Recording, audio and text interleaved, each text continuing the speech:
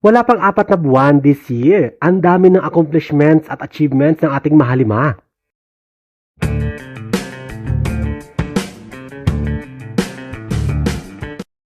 Hello 18! Welcome back to my channel. Usapang good news tayo at good update.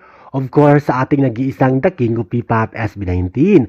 Wala pang April o kakaumpisa pa lang ng April, marami ng achievement at accomplishments ang ating SB19. Yes, 3 months pa lang this year, ang dami ng accomplishment ng ating SB19. Una, 2 new major brand na endorsement na pa sa kanila.